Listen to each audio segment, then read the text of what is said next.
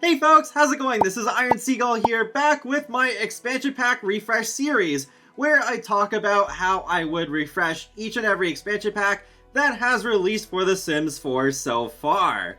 And yes, we are continuing to go in chronological order. I did Get to Work, Get Together, City Living, and we're on to Cats and Dogs this time. Oh man, this is where things start to get really interesting, I think. Because, well, yes, I do like this expansion pack overall, but it's slightly, complicated of a relationship because, I mean, there's no beating around the bush here. There's definitely some stuff that is missing in comparison to the Pets expansion packs that we've been used to be getting in The Sims for the past 3 entries. And, well, actually, what's kind of funny is that I think this is by far the easiest refresh video that I have done so far. It's not that it wouldn't be complicated to pull off what I'm asking for, but basically what I'm asking for is not just a refresh, but also a rebrand. I want this to end up becoming The Sims 4 Pets, because Cats and Dogs is not enough, especially if they do end up refreshing this expansion pack. In reality, I don't think that the chances of Cats and Dogs being refreshed are really high, because I believe this is the best-selling expansion for the game right now. I know that was the case with The Sims 2, and I would not be surprised if it was the same with The Sims 1 and The Sims 3. The Pets expansion packs tend to be really popular, so I don't think there would be as much of a need for EA to refresh this one. But if they do, that would be great. They could make a popular expansion pack, possibly gain even more popularity, and double as an apology for not doing enough with Cats and Dogs, and for, well, my first pet stuff's existence. So I would like for a Cats and Dogs refresh to mainly focus on bringing the rest of the small pets back from previous games that we still don't have. The birds, the turtles, the snakes, the lizards, all of those, because I think this is basically the only way we're gonna get these at this point.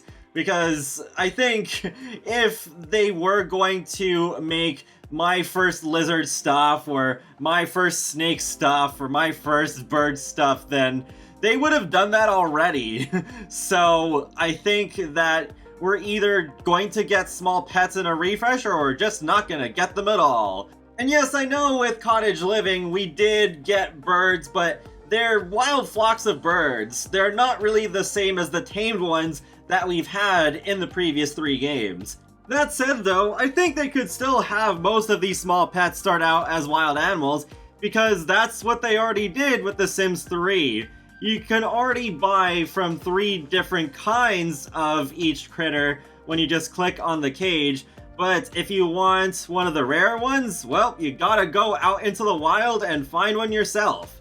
Also, with how The Sims 4 has every world in every save, unlike the previous games, then I think this aspect could be potentially more interesting in a way. Because, like in The Sims 3, then every possible small pet in the game could appear in the world, even if it didn't make sense with that world's particular climate. For example, finding a macaw in the middle of Appaloosa Plains does not really make much sense, but then in The Sims 4, they could make it so that you have to go to Sulani in order to find the more tropical birds.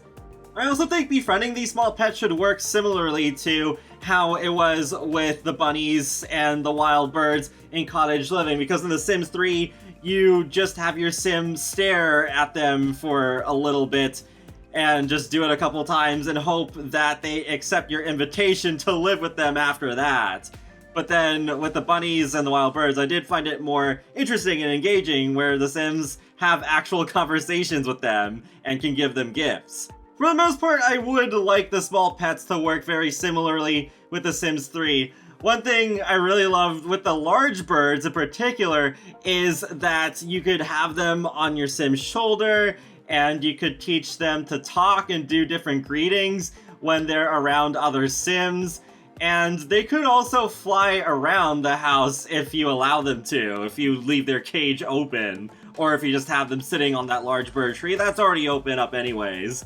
However, there is one thing I would like to add, and that is death by snake. So, if your Sims end up being mean to a snake, especially a wild one, then karma could literally bite them. A snake could inflict a poisonous bite, and if left untreated, the Sim would die. I know we already technically have death by poison through Jungle Adventure with the temples, but I still think just because of that, we should not really pass up on the opportunity to have deadly snakes.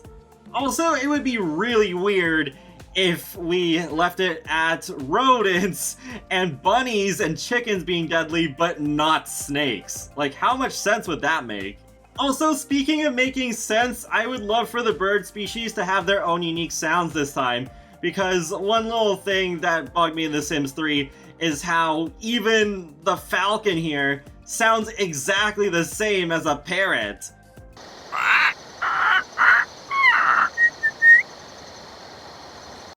Okay, sorry, I went on way longer than I thought about the small pets. I guess I'm just more passionate about that subject than I thought. We could still talk about birds though, except it's the ones in The Sims 4.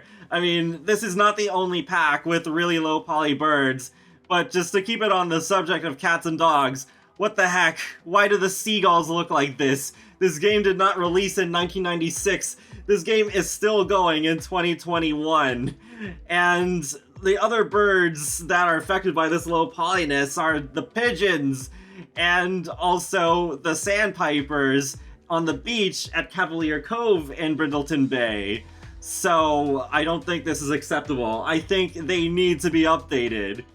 Personally, I do not see any kind of charm in these really low poly birds, especially considering these are ones you can just easily see in the playable area. It's not like they're just super way off in the distance where most players probably would not care to look anyway. Also, I'm probably the only person who will ever suggest this, but while we're at it, how about having the ability to feed the seagulls fish? I'm just really biased towards seagulls. My channel name really says it all, but I don't know, I think that could be fun. Okay, so we're almost 8 minutes into the video, and only now I'm talking about the cats and dogs themselves. So the first thing that comes to mind is the whole issue of should we have pets allowed to be playable or not with the cats and dogs, and I know the Sim Gurus deliberated on the decision for a long time to not have the pets playable, but I think they should change that. I mean, nobody's forcing you to click on the pets if you don't want to play as them. So if you do want to play the game how it's already been so far with the pets and just kind of like pay attention to how they're animating to figure out what they need, then go ahead. Nobody's stopping you from doing that. But if some of us want to play as pets too and just live life from their perspective, then we should be allowed to do that as well. I know there is the mod out there for controllable pets, but seriously, we should not need a mod for something like that. And of course, there's the console players who can't use mods anyways, even if they wanted to. But one new thing that's been added to the game long after Cats and Dogs released is sentiments. So I think we should be able to have human to pet sentiments as well as pets having sentiments towards other pets. One last thing I'd love to see added for them are water bowls. I've always found it a little strange how the cats and dogs, they can just eat, but then they never need to drink anything. So I'd love to see water bowls thrown into the mix. I don't have too much to say about vet clinics. It would be nice to have the option to run them from home, but I think that's applicable to all the business types that we have so far. So it'd be weird to only update the vet clinics so they could be run from residential lots and not also the restaurants and retail stores. So I think that would more apply to a get to work refresh, and then that would spill over into the other business types. But one thing that really annoys me with vet clinics is that whenever a pet gets sick and I take them to the vet clinic, then some of my other Sims show up with their pets that are also sick, which is really nice for the realism, but then those Sims' pets stay sick, even when I switch to them later, no matter how long I wait before I switch over to them. So it creates this endless cycle where I send one sick pet to the vet, and then more of my playable pets get sick because of that, and then I take them to the vet to be cured, and then even more pets get sick. It's just really annoying, so I would like for that to not be a thing anymore. So I suggest either having those sick pets become better after a couple of days, or they just aren't sick when you switch over to them. One small thing I'd love to have changed that's actually not related to the pets are the new recipes. You may not know this, but there is a food stall in Brindleton Bay where you can have popcorn shrimp, seafood chowder, or a lobster roll, and it works much like City Living, where after your sim eats the recipe once, then they know how to cook it. What's really strange though is that only a single serving option is available. So if you are living with a whole family and you just want to have popcorn shrimp for dinner, you can't really, unless you make a single serving multiple times, and it just doesn't make sense. So they should add the family and party serving options to all three of those recipes.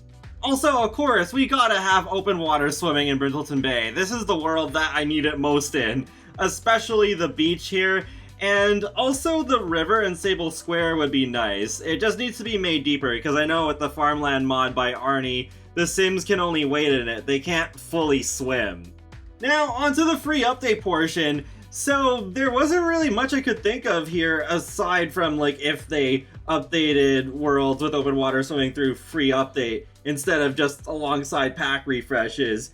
But, you know, the whole color wheel thing, it's always been a talking point how the pets can only have the color wheel and the human sims can't, not even getting to the whole build mode aspect of the game. But I feel like we should at least get hair color sliders. Like, come on, that should be more than doable. So I don't think we'll get a color wheel. If we were, they probably would have just released that alongside the original release of Cats and Dogs. So that's all my ideas for a Cats and Dogs refresh. Basically rebranding it into The Sims 4 Pets. I did put a lot of focus into one specific aspect, the small pets, but there could be quite a bit that you could put into them, so I think it does make sense that a lot of effort for a Cats and Dogs refresh would go into that, if they did it at all. Feel free to let me know your ideas for a Cats and Dogs refresh in the comment section below, and be sure to subscribe if you want to keep up more easily with my latest gaming content, including life simulations and more. So I will talk to you all later, and have a great day. Thanks for watching!